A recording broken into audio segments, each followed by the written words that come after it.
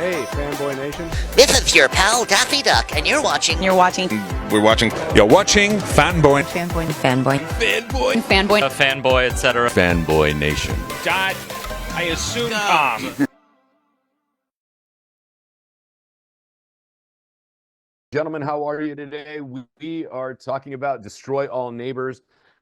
I do have to ask this question to start it off with. What is more hellish, progressive rock or interpretive dance? Well, I grew up a prog rock fanatic in a modern dance family, so I actually liked my childhood. That was the perfect question for Alex. If only you could combine your two childhood loves. Yeah. Well, we got to have fun with this because this is a fun, horror comedy that we don't get too many of these days, and we get to enjoy life in a grotesque manner that hasn't allowed us to do so in quite a while. So thank you to all of you for this. Thank you for saying that. Yeah. It's a fun thing because it's like, for people who just like comedy, but they also like aspects of horror. It's like, sometimes it's that fine line to walk between like if it's going to work or not. But like, it's like, I like it when comedies get violent. I like it when comedies get gross. I was super stoked I like that you picked up on that. Yeah. And also the fact that your character has kind of become his own serial killer and will end up at conventions with people cosplaying. Yeah. See if they can find that jacket. Yeah, it's like that was a fun aspect too. I think of just like it's like the guy you think is a protagonist is actually turns out like the villain of the entire thing. Right. Josh, I have to ask you, being the director of this, at some point when you get the script and you're like, all right, we're going to do some crazy stuff, we're going to get gross and more gross. Do you start going back to like 80s B-movie horror films and go, all right, let's see what we can do there and go even more over the top? I mean, yes, but also like this was a script that like I kind of shepherded through from the beginning. So it was absolutely that process. I mean, it's funny. Like I always joke that like Robert Eggers movies are basically just him in a Criterion collection, or like the Criterion thing. But for me, it's like Tubi.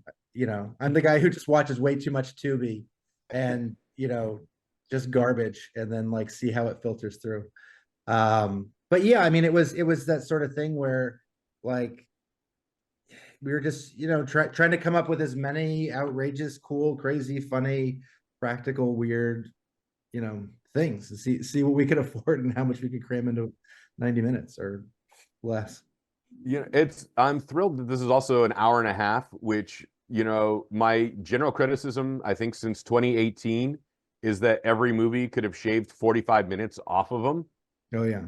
Like for some reason we've just been getting these excessively long director's cuts. That's what I was waiting for. Look at what's John's that?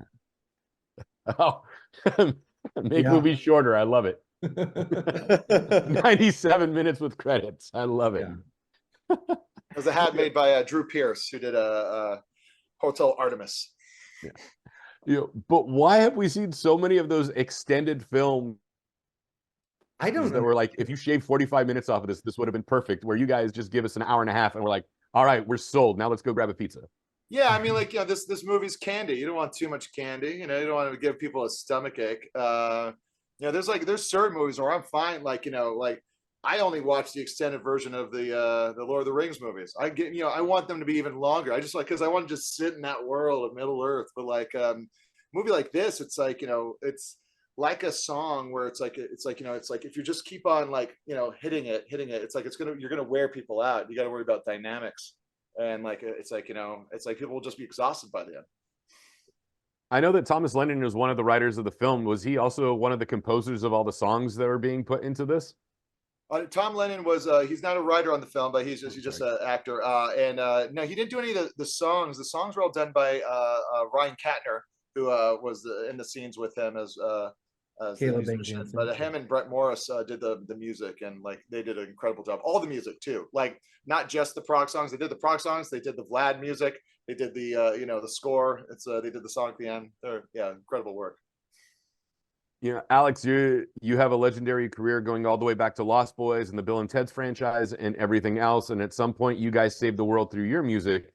What's it like to continue on the musical tradition in these type of comedies? I mean, look, I love music like most people, but the idea of satirizing Prague is sort of the comedy, using music and real quick, Alex, it sounded like an alien. I love music like most people. Yeah. Yeah, like most human people. Well, I mean, it's like, who doesn't like music? It's such an integral part of life. So I think that specifically with this movie, it's more of its use in a comedic fashion. It's more the fact that it's being used to sort of prompt the satire. And that was what I liked about the musical element in this film, is that it's another way of kind of expressing this guy's character and how he's sort of overcomplicating his life. And Prague is the perfect way into that. And also being able to drive towards a musical finale is always fun.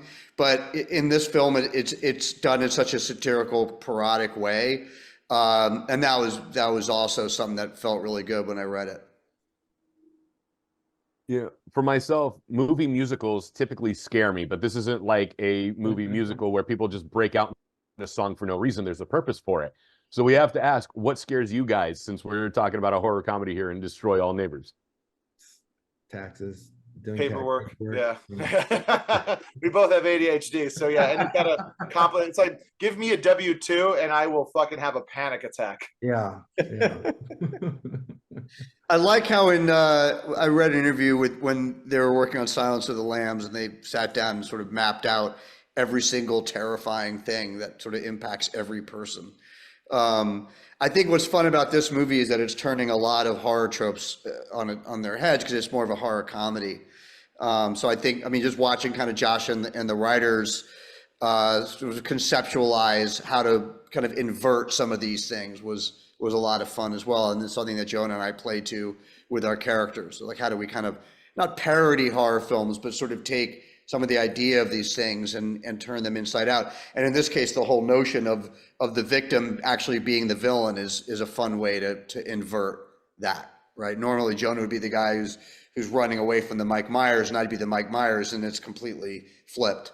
Yeah. And I think a lot of that was what makes the movie fun. Yeah, I think, it's like, and that was so well done. Of course, it was like we pulled up that thing of doing, like, you're not doing a parody. Like, Shaun of the Dead isn't a parody of zombie movies. It just is a funny zombie movie. And I think Tucker and Dale versus Evil also did a great job of the inversion of just saying, like, it's like, there's still scary elements, but it's like, that slight, perspective shift of, how you're, from which direction are you watching the movie? Yep. With your guys' relationship in the film, obviously, the straight man and the zany one, there has to be a moment where you guys are just so into it that you keep breaking because the moment is so funny that you end up ruining all of Josh's takes. And he's like, thank God we're shooting on digital and not film anymore. What was that moment in the production? For me, the one that, like, I kept on kind of, the one I lost it a couple times, I think, was where I go back into the his head on the weight bench when I go back into his apartment, and I have to just go like, you ruined my life. But like, just Alice's face, just like, and it's just this head, and just like, whoa, like it just, and so there's like a couple times like, you ruined my life, stop, it's so hard because you're right when you're up in the face of somebody where it's just like, and like, I have to be super upset and super serious, and like Vlad's whole thing is to just take the shit out of everything, and so like, but it was like it worked. It like, Vlad charmed me in real life. I feel like there were a handful of moments in the movie where I wouldn't say you break, but like you really get a sense of that joy of the chemistry of like, we are having a great time. I don't know. It was things that were kind of intentionally left in the movie, because it was like, I'm like, this might pull people out, but I think what's happening is so funny and so joyful and just beautiful. I'm like, like maybe like there's the part when you're like kind of running around. I'm like, maybe a more serious movie would cut that, but I'm like, this is just amazing. This is just, yeah. Yeah, I just think it's the spirit of it. I mean, everybody was having absolute fun. Yeah, everyone's having a good time, and you can push the comedy of that. you know, on screen. And I'm sorry I interrupted. What were you going to say, Alex? You say you don't have to cut the takes. That's the fun thing about doing a movie like this. Like you don't have to, if you break, you kind of stay in character and you let the momentum of that break kind of move with you. Like there'd be scenes between me and Jonah. I think there's scenes with Jonah and other characters like this in terms of as he gets more manic. But, you know, there's stuff with us where we're like, it's going so crazy and we're sort of looking at each other in character, but just like we're sort of swept away with how crazy it is. And you really don't need to break. Like you can almost like laugh in each other's face. It's just the hysteria of this insanity works towards the type of movie it is. I think you see that in Python. You see that in a lot of sketch comedy. And I think that's something that worked to our advantage in this. I think by the end of the movie, a lot of that is fueling, like the whole finale is kind of fueled by this sort of kind of off the rails mania in that way. And that's what's fun about acting in a movie like this. It's very liberating in that way. You just kind of go for it and you sort of stay with it. I don't think anyone broke character at any point, like I'd have to say. I think everyone kind of stayed nuts. Yeah. Yeah. Well, it's hard to break too when you physically are the guy. You know what I mean? Yeah. Since every horror movie has turned into a franchise, we're on Scream 97, Friday the 13th, 423. What does a sequel to Destroy All Neighbors looks like? Everyone's got a lot of neighbors. There's a lot of people to destroy out there. Jonah's talking about calling the next one "Destroy All Neighborhoods." I like that.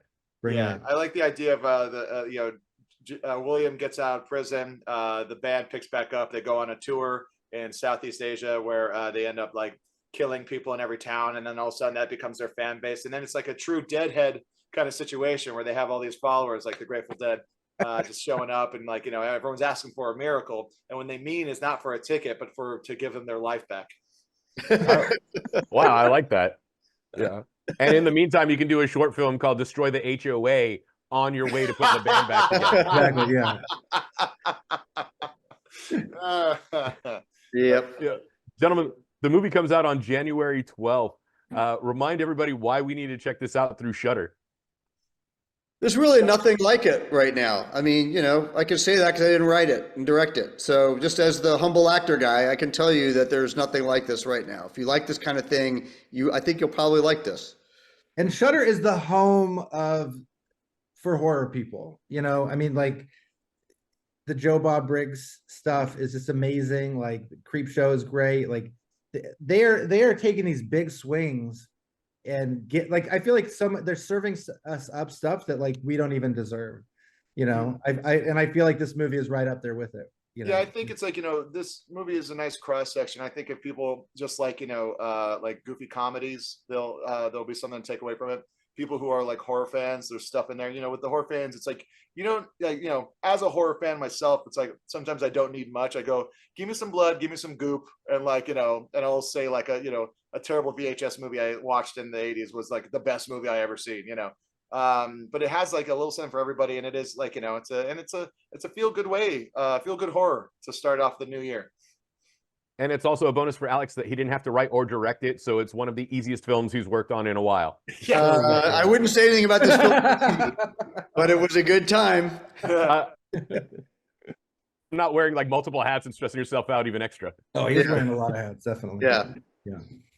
Gentlemen, thank you so much for your time today. Destroy All Neighbors. We could tell how much fun you had making this film. Hopefully everybody has just as much fun watching it on January 12th from Shudder. Thank you so much. Thanks, man. That was fun. That was a fun one. Pleasure was mine. Yeah, Thank you. Time. Yeah.